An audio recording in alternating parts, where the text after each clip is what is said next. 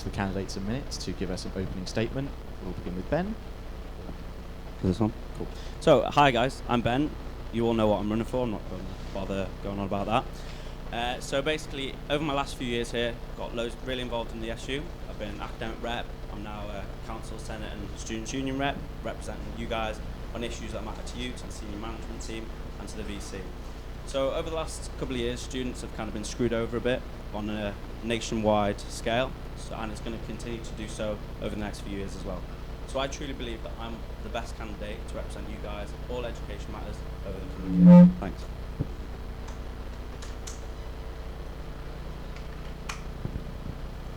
Hi. Oh. Hi, I'm James Kenny, and I'm running for Education Officer. Only 7% of students in the UK believe that their degree is value for money.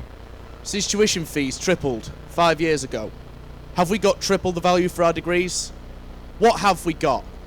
We've got an overcrowded library, horrible timetables, practically no study space, no exam feedback, little communication between the SU and students.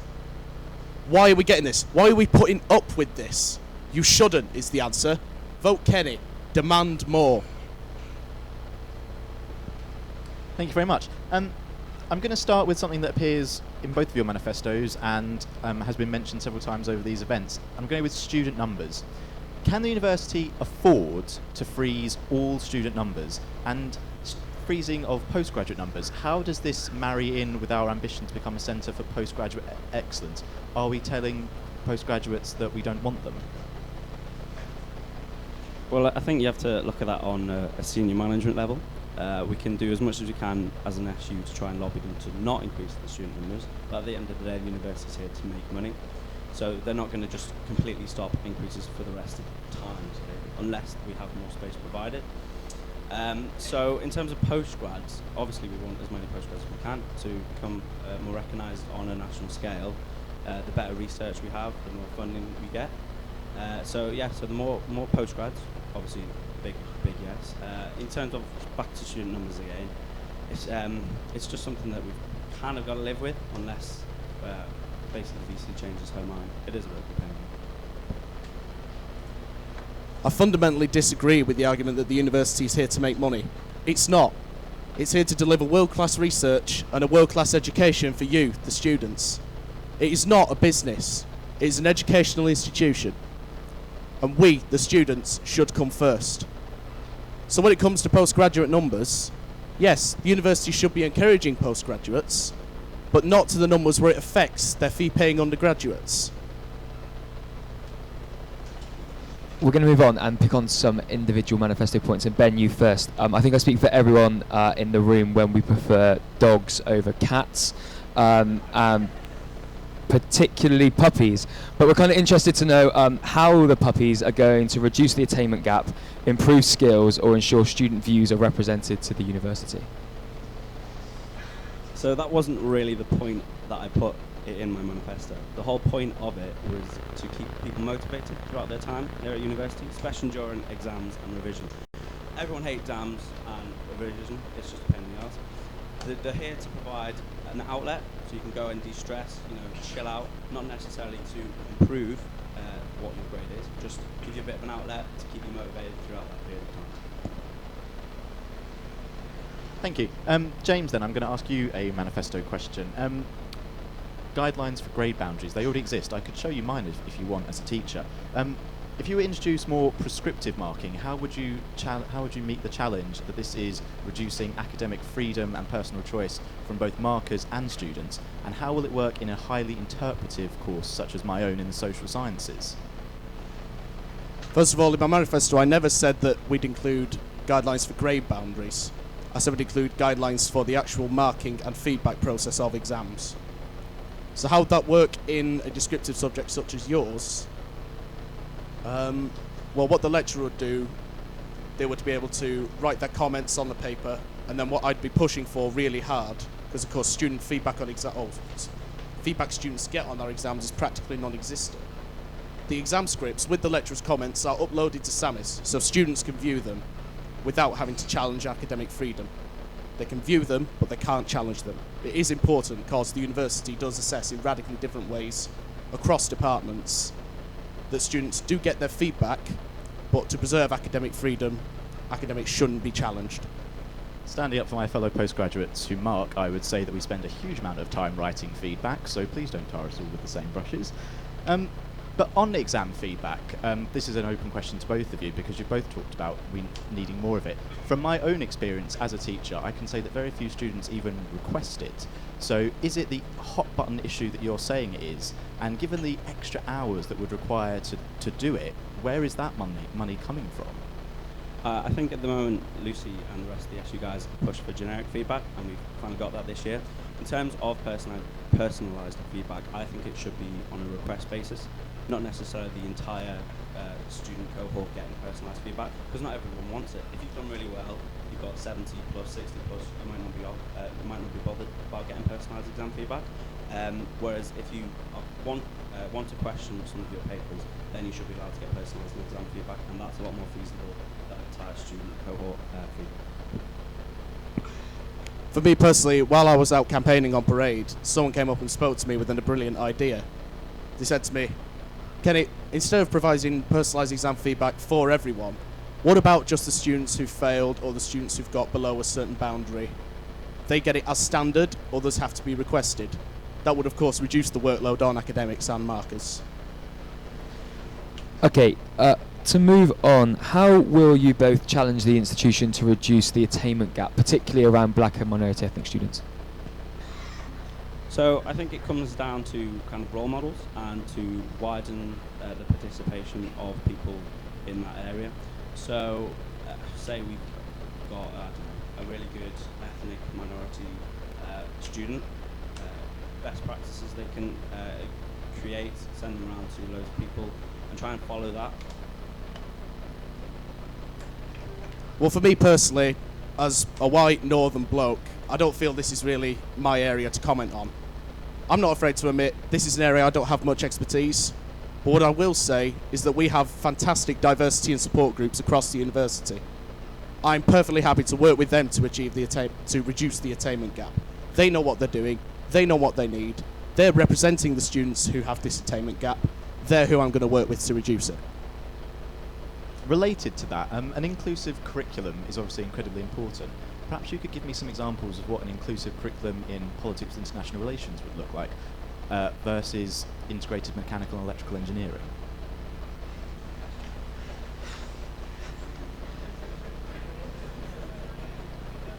Have we got a question that stumps them both? We're both maths-based students. So. I'm physics, yeah. I could assume possibly for politics.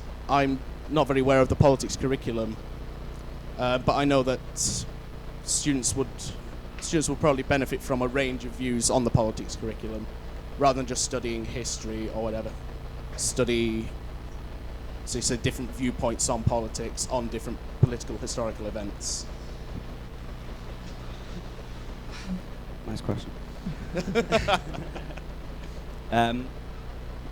Similar. Just kind of a wide range of different political views, not necessarily the kind of view that lecturers or postgrad students have themselves. Try and cover as many bases as possible rather than individual view. Right. Academic year shape. I love inter-semester break. What are you going to do to protect that, and also your wider work around the academic year shape argument, which is going to come up again next year? In what context is it going to come up again next year? Because in the previous year, where the university and the students successfully fought the academic year change, I was on that working group. I was on the front line against the academic year change. So in what context is it going to come up again? Are they trying to bring through the same changes again, in which case that's a ridiculous idea? We fought it once, let's fight it again in the same way. Counter proposals, telling the university it's ridiculous. Someone set up a petition last year, it got 2,000 signs. Do it again. The university cannot screw us over like this.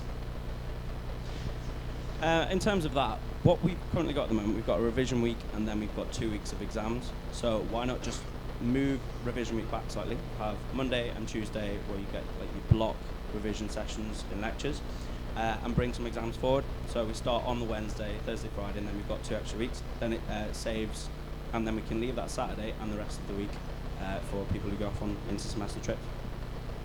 Thank you. Since you couldn't answer my last question, I'm going to give you an exceptionally easy one, and you can answer yes or no. Should recording of lectures be compulsory? Yes. Yes.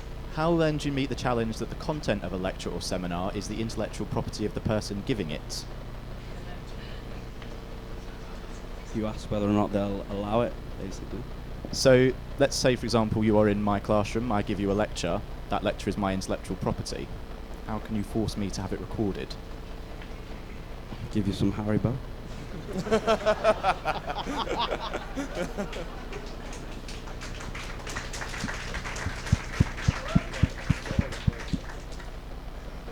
Perhaps Addy's won me over. Perhaps an answer more befitting of an education officer, Benjamin? Well, there's got to be some kind of leeway. You've got to sit down and discuss them. You know, you're here at an educational institution to teach primarily, and obviously you want your research. You've just got to talk to them and let them try and make you see sense. Haribo in the discussion, though, right? Exactly, absolutely. Bring in puppies as well. For me, I would argue that if you are going to teach and deliver a lecture, if you're going to apply for the post as a lecturer or a teacher, you should be applying on the understanding, especially to this university where recorded lectures are a very popular and in-demand thing. You should be applying on the assumption and in the knowledge that your lectures are going to be recorded, and that even if they are your intellectual property, they are going to be recorded and your students will be able to view them at will. Interesting. No Haribo, though, so I'm not sure about that. I'm going to combine 2 questions that have been sent in to us about the shape of the academic week as opposed to the academic calendar. One of them is, do we need more lectures on Wednesday afternoons? And the other one is, given the choice between 7:15s in the evening and 7:15s in the morning versus teaching on Saturdays, where should the priorities lie? Well, as a student, I'm pretty sure I can speak for most other students. No 7:15s in the morning. Absolutely not. If you'd seen me in the morning, you'd probably be run out screaming by now.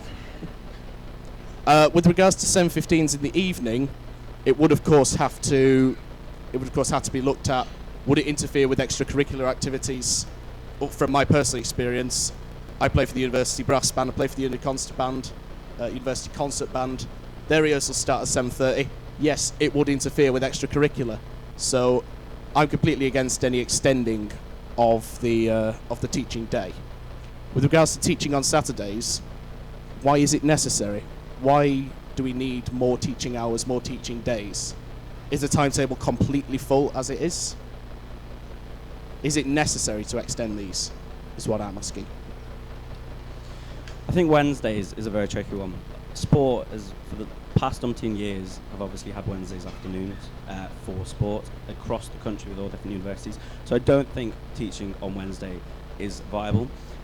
It just depends on what the students want. Why not do some kind of survey, a referendum perhaps, on what the students would prefer, rather than me personally giving my own opinion. But yeah, 7:15s in the morning, I wouldn't really like them. Okay, I want to know about the Teaching Excellence Framework. I want to know what you think of it, how you're going to work with it, how you're going to challenge it, and what you see the future being in terms of your impact on it. So I think it's appalling, the fact that the government are going to freeze the threshold for repaying student loans back. Then they're also going to raise fees with inflation, depending on how good the teaching at this university is. I think we just need to continue to lobby the university about it. I think the fact that we're already paying £9,000 to increase even more, whether depending on how good our teaching is.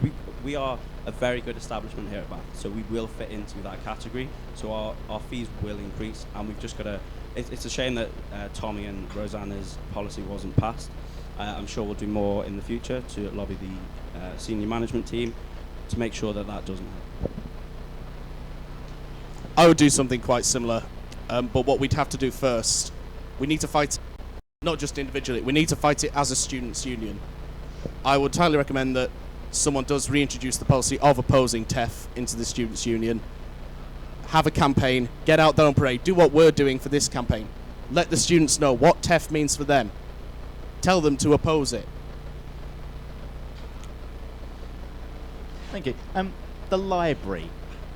I would like to know from each of you, if you are successful and win this election, what will the library look like after your year in office?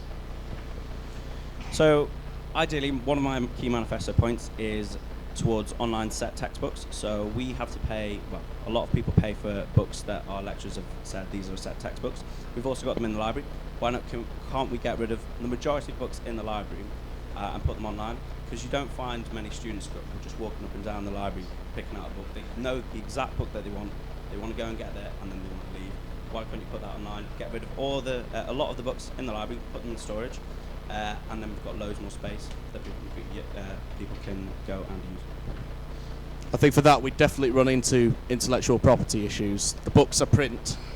There is not a license for putting them online. You'd have to go to every single publisher and go, can we put this book online? Which would be a huge undertaking.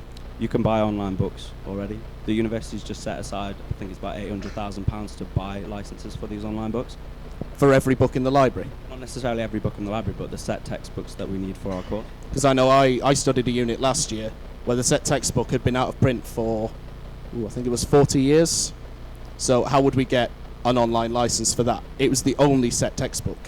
Yeah, obviously there are some books that can't be like that, but for the majority of books, like say at School of Management, there's a tax book that's released every year that they have to buy. Why did the students have to buy them every single year? 50 quid plus. Whereas if we put them online, cuts costs to students, and it saves space in the library as well. I think another option will be to do what some courses in the Department of Physics are doing at the moment in moving to, this probably wouldn't work for like politics or management, but definitely for maths and science-based subjects, move to self-contained notes. So a subject which would be taught out of a textbook, the lecturer puts the entire course content in the notes and says, all right, the textbooks are for ref only. Anything that will be examined on is in the notes. So you don't need to have a copy of the textbook, but if there's something you want to look up, you can go to the library and get it out. We have a housing shortage in the city, particularly for students that want a house in Bath for 6 months. That directly affects a number of courses, including BBA and architecture, and also fundamentally calls into question the importance of Erasmus. Do we cut Erasmus to support the housing shortage? No, as someone who's talking on behalf of students and encouraging them to demand more for their fees, no, absolutely not. We shouldn't be cutting anything. What we should be doing is lobbying the council, whose discriminatory policies against students, including Article 4, have really not helped this housing crisis. We need to tackle rogue landlords, rip-off letting fees, everything which is stopping affordable housing in Bath. I know the Pres candidates have mentioned this, and I completely agree with them. We should not be cutting any money that students get from this university, which contributes to their education, to bail out Bath City's mock-up of the housing. I think in terms of the 6 month placements, why can't we move towards doing a year-long placement for people like who do BBAs? Why do they necessarily have to do 6 months ones? Same with architecture, because it does give them that trouble of finding houses.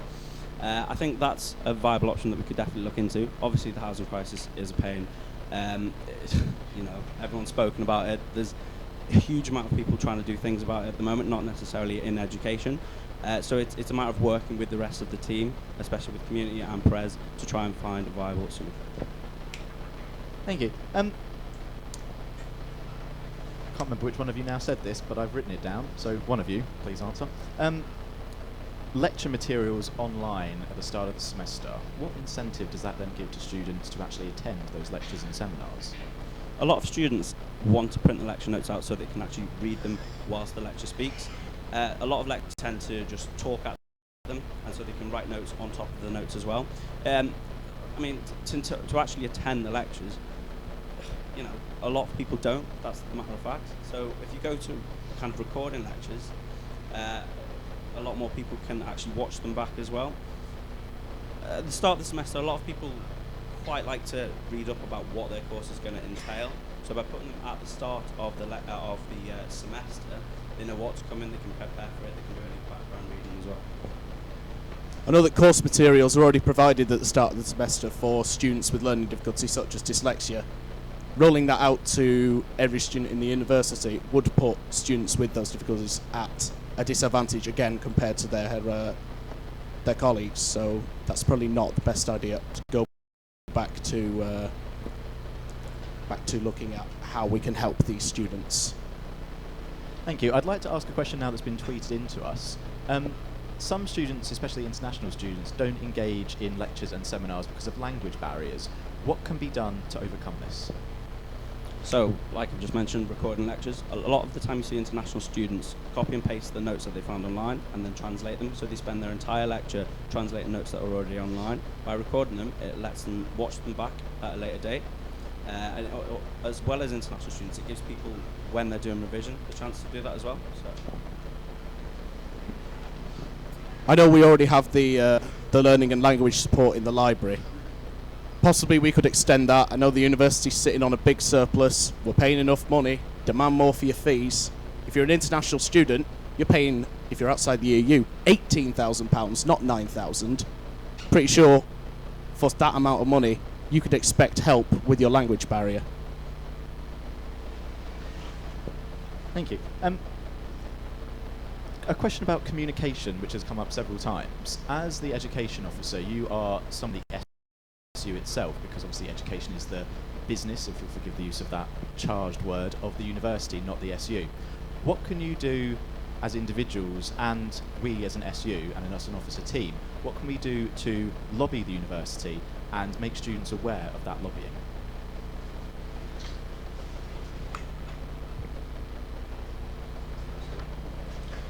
So a lot of the students' officers have Twitter accounts, Facebook accounts. You know, online is the way people are doing it at the moment. Lucy has done loads of communication this year. She's been really good at telling them what she's been doing, going out to students to meet them, telling them what she's been up to as well. Why can't we do weekly, monthly newsletters from the university, actually from the VC as well, because it's nice to hear from her for a change, to actually tell students what is going on in our university. I would say the problem with our current system of communication is it involves bombarding students with social media messages, adverts for the SU website, a lot of emails. I find a lot of students either don't listen or simply don't care. But those that do can often be left out of the loop a bit. And if they want to get hold of someone, like an officer, to ask them about something, the officers are busy. It's hard to get hold of them sometimes. What I want to do, as I've mentioned in my manifesto, is hold drop-in sessions where if someone wants to know, right, come up to me, say, right, Kenny, you've lobbied the university on this. What was the result of the meeting? Have you got the minutes? Can you send me them? What happened? Ask me questions about what went on in the meetings. If you want to speak to me face-to-face, then you can. I'll have drop-in sessions where you can do that. Do you think you'll have time? Absolutely. I hold them outside office hours, and I'll stick to them. What will you both do to support women students or any set of students that don't identify as men, particularly in regards to Athena Swan during your role as an education officer? For me, I'd answer very similar in the way I answered to the attainment gap with BME students. I would speak to women in the university. I'd speak to diversity and support groups, get their opinion on it. They're the people in the know. I'm not. Listen to what they want and then work to deliver it. So in terms of representation, perhaps have more women who are academic reps. I haven't got the exact figures, but we want a wide representation of all students, so not just women, so all the ethnic minority students as well, rather than just all dominated white males. Why not have, from each department, say, it has to include a representative from every kind of minority background. Are you advocating diversity quotas there? Don't you think that is... It may be a good idea, but do you not think it is inherently undemocratic? Not necessarily have, just add more. Why can't you have more reps? More reps? Yeah, everyone who applies, why can't the majority of them just be rep? What if the whole course applies to be a rep? But that just doesn't happen. It could do. Okay. Wow. Group work. What are you going to do about group work? Go. Fight. I haven't done much group work. There isn't much in the Department of Physics. I will personally say I have enjoyed it, and the feedback process, you as a student in the group give feedback on your fellow group members, and then their marks are adjusted depending on your feedback.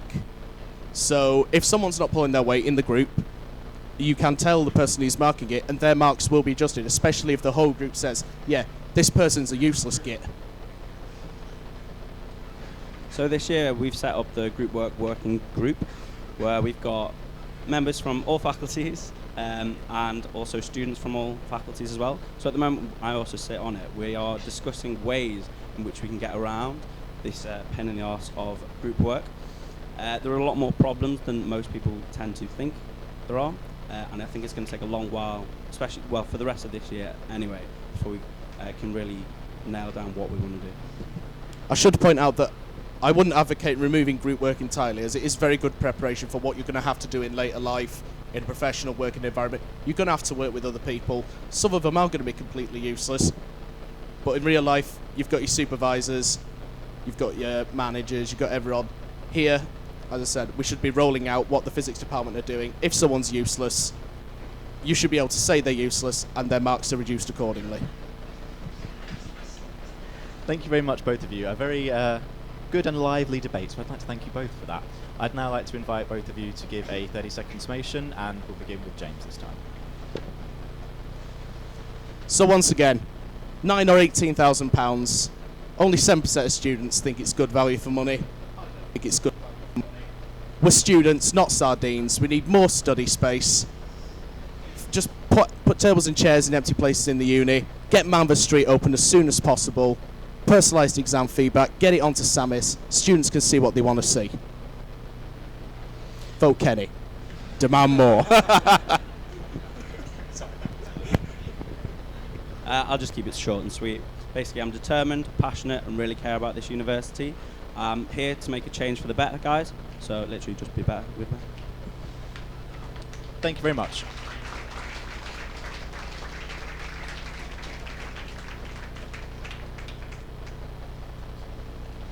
Can we please have our 4 president candidates for their final grilling?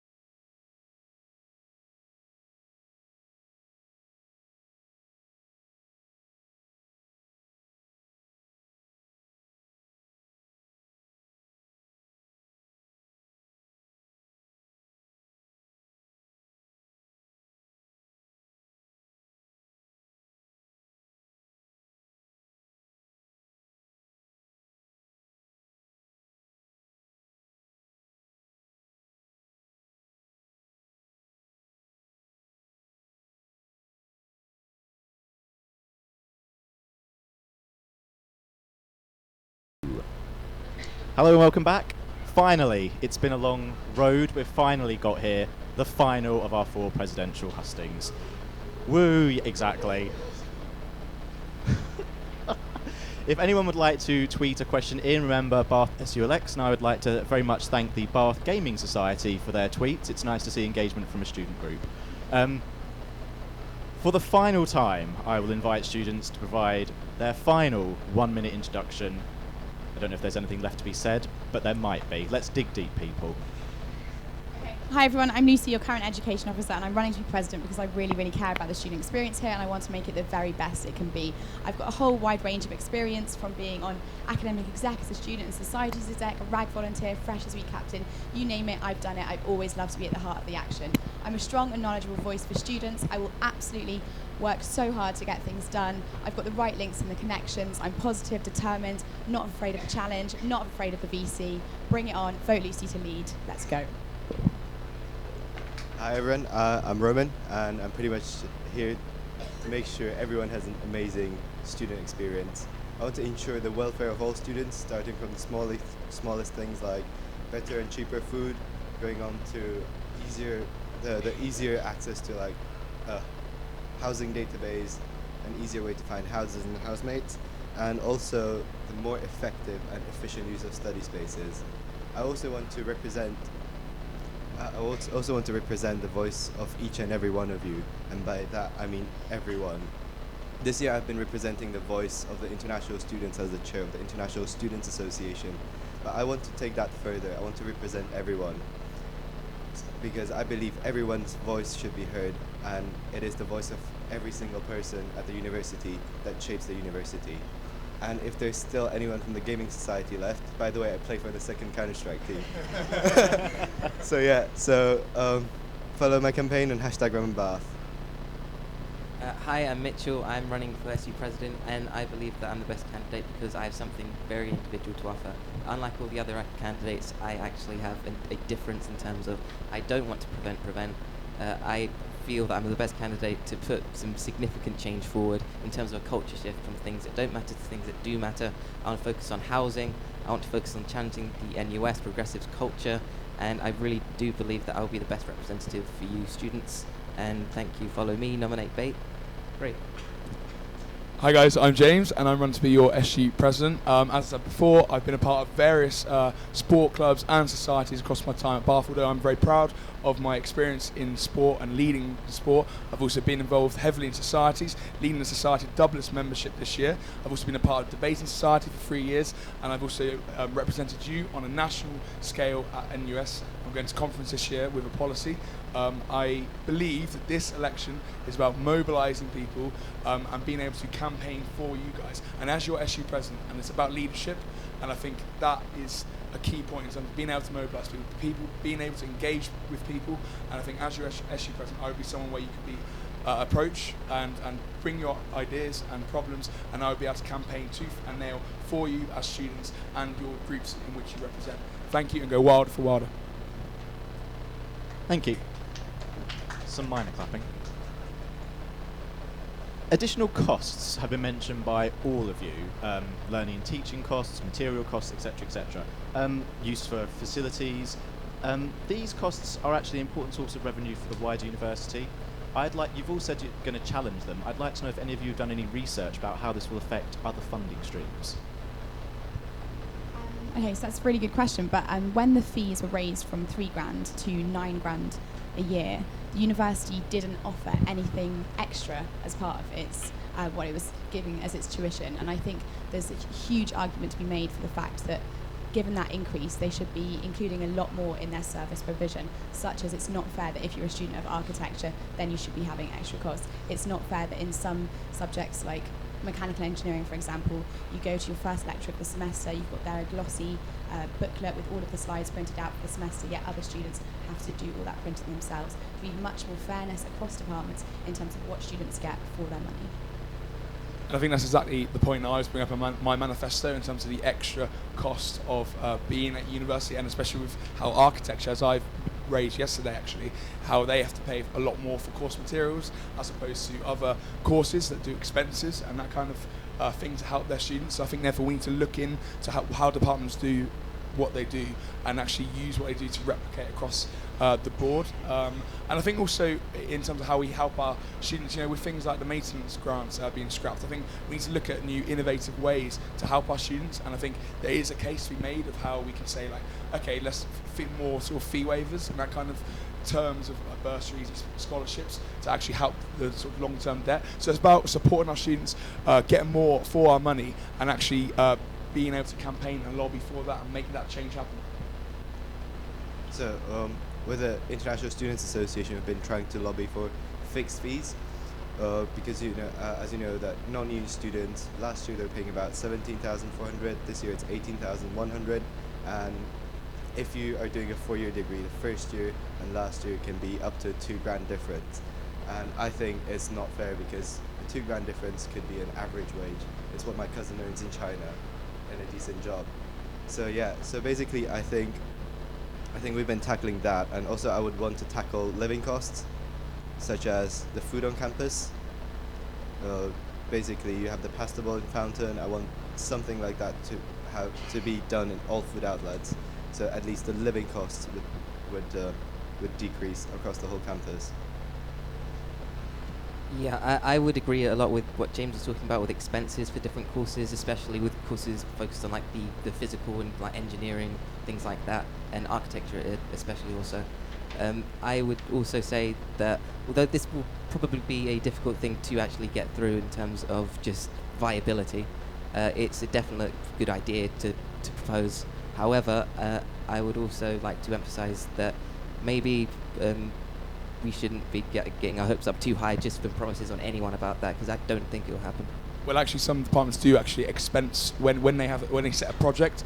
They actually expense the materials that the students then use. I think that can be used across the board actually to implement into other departments and then do it like architecture.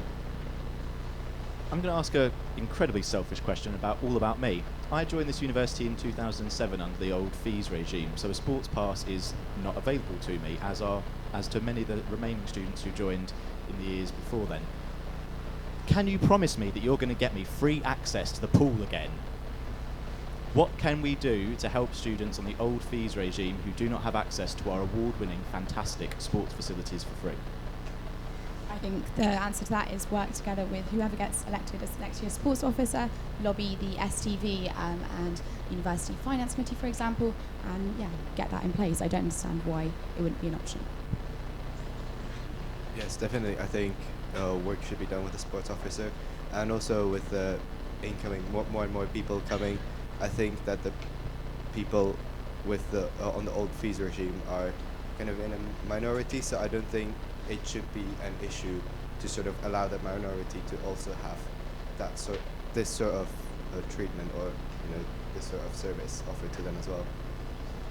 Yep, I would agree. There's no reason why students should be overlooked, and we'll just try to get that changed. Yeah, equality of access for all students is what I believe in. So I feel like we can work with the departments and of course the STV to make sure that we are achieving that across the board, across the university, in many different areas. Not just sport. Right. Cuts to disabled students' allowance have been brought in this year from central government. What will you do as president to ensure that disabled students can get access to the additional resources, equipment or support that they need, considering the financial reduction that we've had as a university? Well, I think this goes back to my point earlier about the sort of making sort of new ideas about how we can support through scholarships and bursaries. I think we need to be a bit more creative with that. For example, maybe using like fee waivers as an example. That doesn't actually cost the university anything in the short term, but obviously prevents a sort of long-term debt for some students. And also I feel like that we can change our structure of bursaries and scholarships to actually help disabled students and give them the support they need with the reduction that you suggested. A few of you have mentioned time and time again about cutting costs or giving more money away. Freezing student numbers means we do not have more money to spend as an institution. What are we actually going to do to support those disabled students? Like, as a member of University Council, like yourself, we see the financial documents of the university and we know how many reserves they've got, and they have the ability to be able to commit money to providing for students who aren't able to get their DSA anymore. There's already a working group that's been established looking at different areas of the university, so taking into consideration things like computing services. So for students that maybe need adaptive keyboard or adaptive mouse, Community Officer Matt currently sits on that. There's so much work that can be done, and also lobbying on a national level, like why isn't this should be a priority for the National Union of Students campaign. It's not okay that it's being cut, and we should try and get it back, and if not, see what we can do at local level to mitigate it. I think while lobbying for this sort of support to be restored to the original levels, we should at least facilitate a cheaper living for them, because it's not fair that they have their support cut and we still have to demand that much money for them.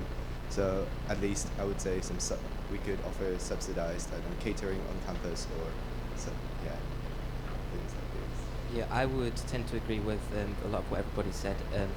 I would say in particular, I think we should have like a sort of a provisional just funding for these disabled students. In terms of the facilities spent per student, Bath is actually quite low in terms of other universities as well. So if you could just funnel some more money just to disabled students in particular, that would be more helpful.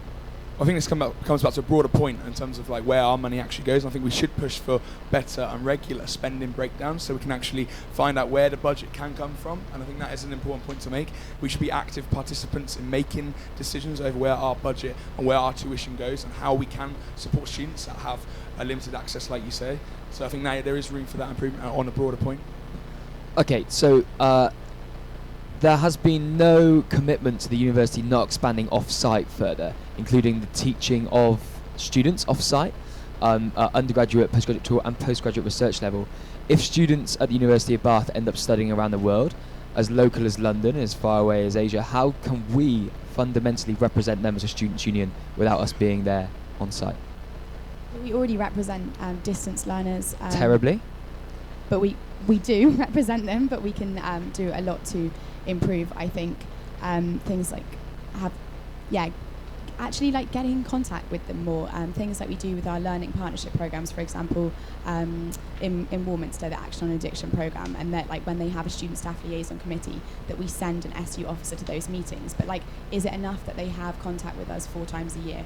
Probably not. We need to be looking at it, but it comes down to a case of resources and time that the SU officer team has, but actually like looking at how we can do that better. But I agree we need to represent them better, but I don't think it's a mission impossible task if they're in London or if they're in Bristol.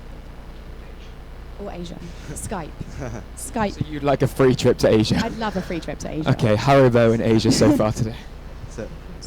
So I think we should work on more effective online communication as well, and also to engage alumni as well, because I think a lot of universities have quite good alumni networks abroad, I think including ours in China and Malaysia and various countries, and I think that we could definitely use the alumni network as a link back to our students' union.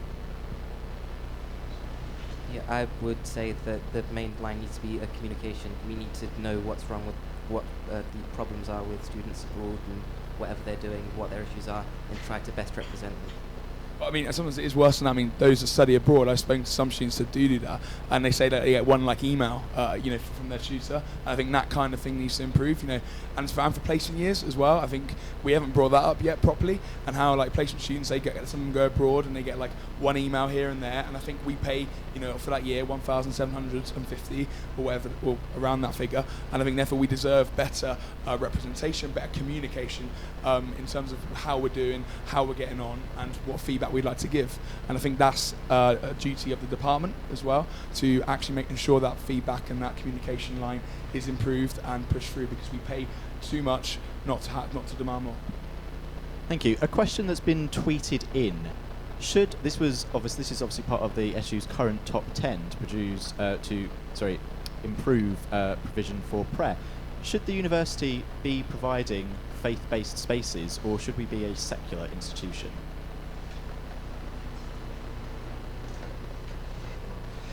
As come back to the point I made earlier about being facilitators of how students want to express their beliefs and their opinions, and if I think we should have faith-based spaces, and I think we should. Where is support the line? Should we have faith-based spaces for devil worshippers who'd like to sacrifice a goat? Of course, there is a line. There is a line, of course. But I think since any religious group that want to have a faith-based space, I think that's perfectly acceptable, and we should facilitate that as a students' union.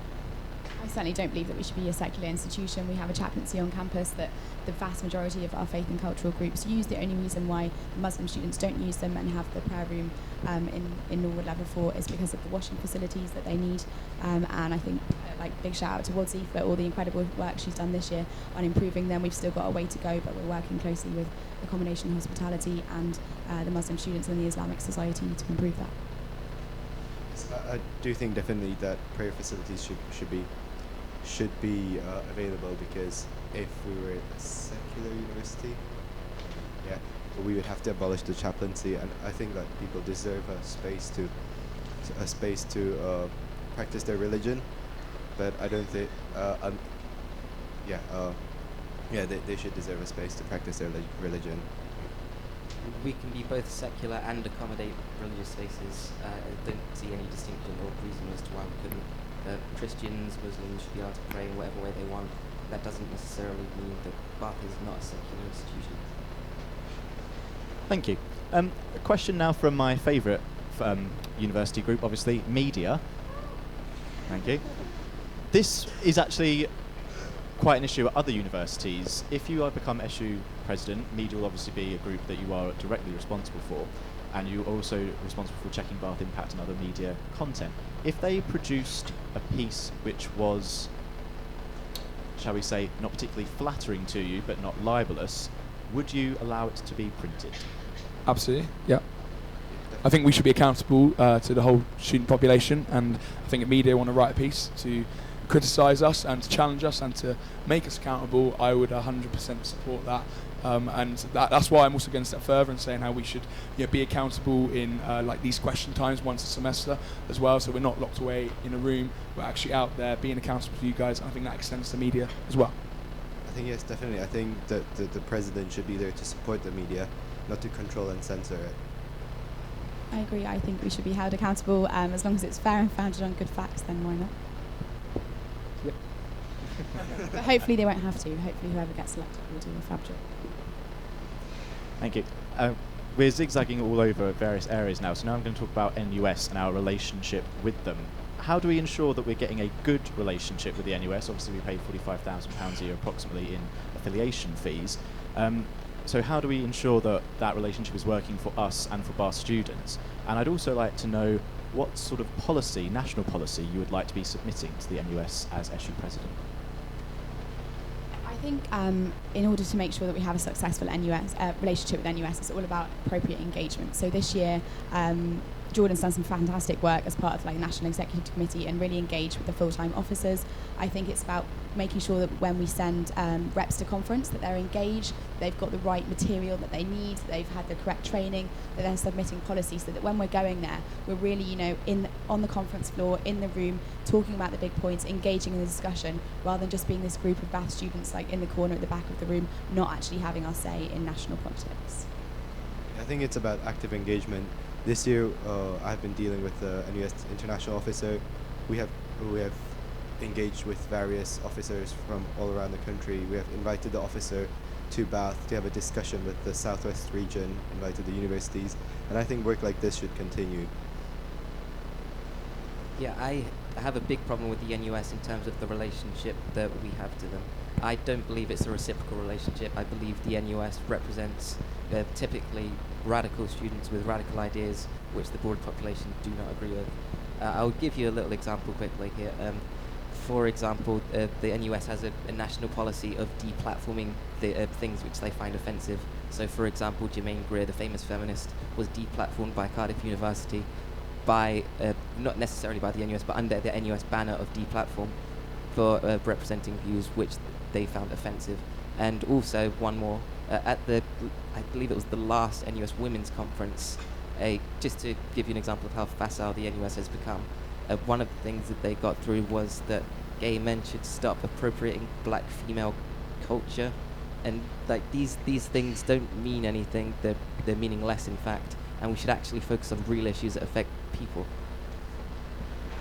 As a national rep for NUS for Bath this year, I think one of the main difficulties that I think I've found is that with creating policy, we as reps, we find it difficult, I think, to get opinions from everyone. I think so a student input into what policies you guys want, and I think therefore that needs to improve, that process of how, yes, we have NUS reps all over the country in different universities, but they then need to reach out into their own universities and get broader opinion, broader based solutions and policies to take to NUS. In terms of taking policy, this year I'm taking one in April to NUS conference about unpaid placements and how they're locking students out of opportunities. So some students can't afford to necessarily go and do these unpaid placements, and therefore we're proposing in the policy that NUS should support SUs in terms of combating this, in terms of making lists with recognised companies that do offer paid placements and the advertising of paid placements compared to unpaid placements, and supporting students more whilst they're on unpaid placements as well. So there's a sort of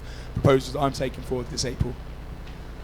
I was going to say my priorities, I think, in terms of submitting motions would be on the cuts that have been made to student finances, whether that be the scrapping of maintenance grants or the scrapping of the DSA, and also challenging the constant and continuous attacks by our government being made on international students, such as Prevent and Right to Rent.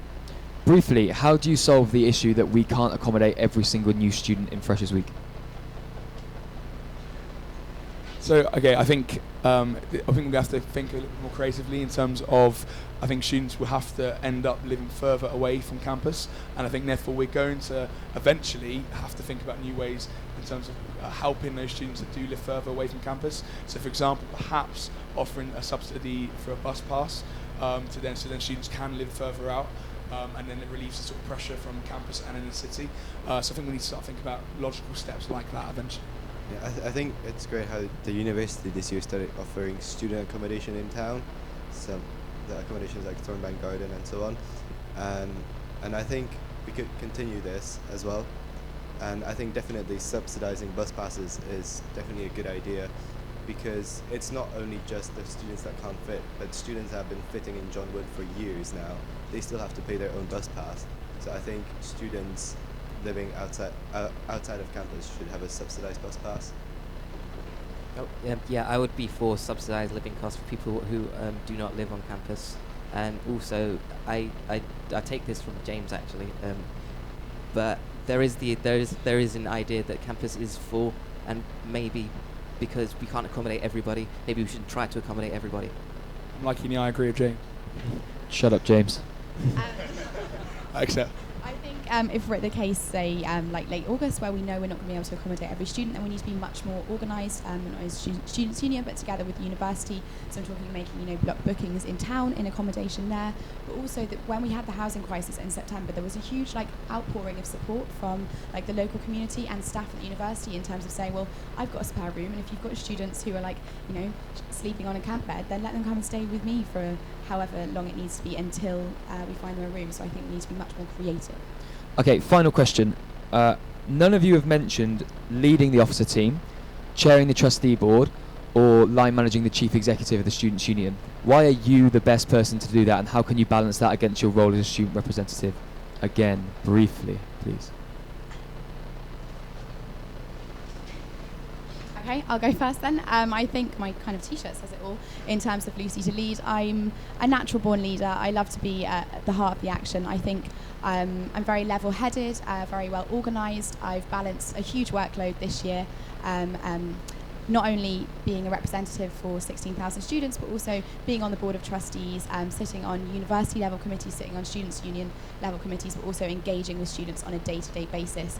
I really look forward to the appointment of a new chief exec. Ian's done obviously a fantastic job, but I'm not going to be able to work with him next year, but I think I'd be able to manage that really well, and I like a challenge, so yeah. I think having many societies, including over 6,000 international students, as the chair of International Student Association, I think I'm confident enough. I'm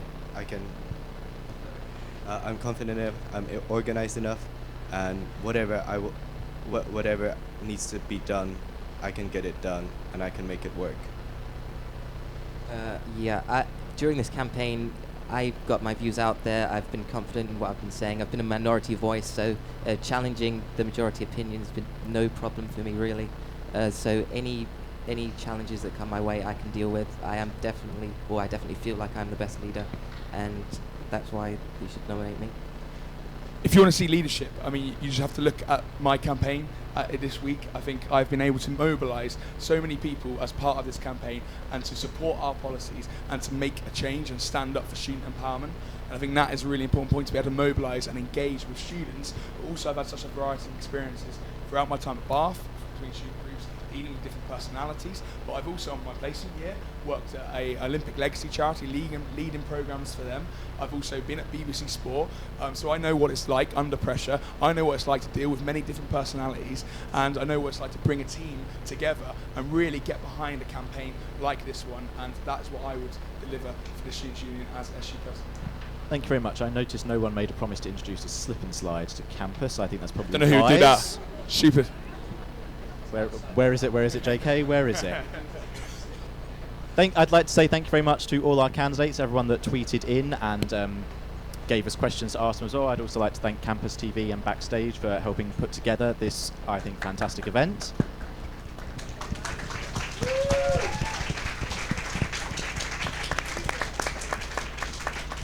I would just like to remind everybody that voting is now open and closes at 10 p.m. on Thursday the 3rd. And I would now, for the very, very, very final time, like to ask our candidates for president to give their 30-second summation. Okay, so as I've said before many times, I've been a part of many different student groups, from sport to societies to leading us on a national level. I can be the voice of change in this debate. There is an exciting opportunity to work with a new management team at the Students' Union to really take a stance on things, not just to have the status quo, to really push the boundaries, to really push for change, and I can be the man to lead that. And I will always put inclusivity at the heart of this union, and that is why I ask for your vote. Go wild for Wilder. Thank you.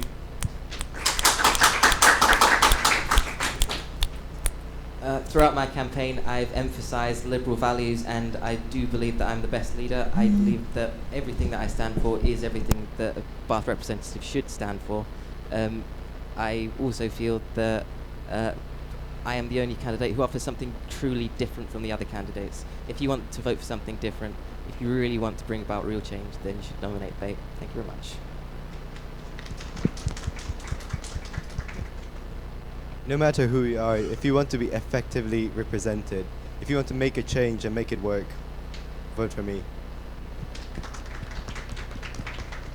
So I'm about 4 E's, and they are energy, enthusiasm, experience, and expertise. I'm passionate, I'm determined, I'm enthusiastic, and I'm incredibly hardworking. I'd be absolutely delighted on Friday to be elected as your next SU president, and I promise you I would give my absolute all and not let you down. Vote Lucy to lead.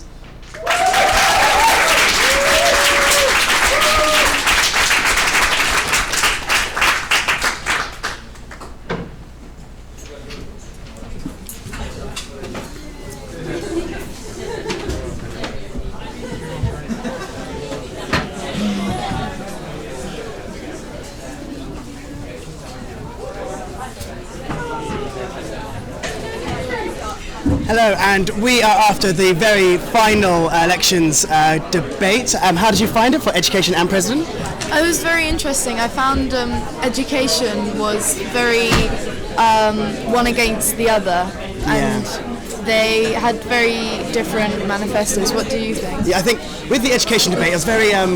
It felt like weaker than the other debates we've had so far. This felt like very non-committal actual change in policies. I think there's something like we're going to fight this, but not actually I'm going to do X, Y, and Z. And I think that was a shame, because with education it's so important that people are actually going to do tangible policies. And I think, especially considering that Ben had so many manifesto points that had like tangible actions, I felt like it could have come stronger. I really liked his policy of having the content before the actual lecture. I thought that is he struck an issue that needed to be tackled, but maybe not about in the right way. Yeah, I think there are some questions which they did really stumble on. So like the inclusivity questions about how would you do inclusive curriculum for engineering compared to politics, and both of them really floundered in that question, really didn't like grasp the nuances of inclusivity within education. I think and especially within that, there was a theme within the questions around like BME, attainment, and women, and both candidates, being white men, really struggled to give fuller answers. And I think considering that it's the current theme that's probably going to be all male officer team again next year, although hopefully not. I think that could have been stronger. I think it's hard for for them to tackle the problem when they feel they're not close to the issue as white men. So they did their best in terms of saying that they were going to work with people who do have those issues, and I can see their point, but there's no real way of tackling the issue unless they know the problem. And who do you think came out better in the debates? I think Kenny had his policy very thought out. In the first 30 seconds he had all these statistics that he was saying, but then when the questions got further, it seemed like Ben was tackling some issues which might be more important. I think like Ben edged it, but only just, and I think it was by that hairline thread. I think it was quite close, but it was very, very close. I think Kenny's delivery was better. He spoke very from the heart, but at times came across quite aggressive. You could tell he was very enthusiastic about the topic, but Ben had more logic behind. I had thought it through a bit more. That's what it seemed across. Thank you very much, and thank you very much for watching our live streams so far. Please make sure you look at our YouTube channel for all the other content we have coming up over the elections period. And remember to vote. Voting is open from now until Thursday at 10 p.m. So thank you very much. Thank you.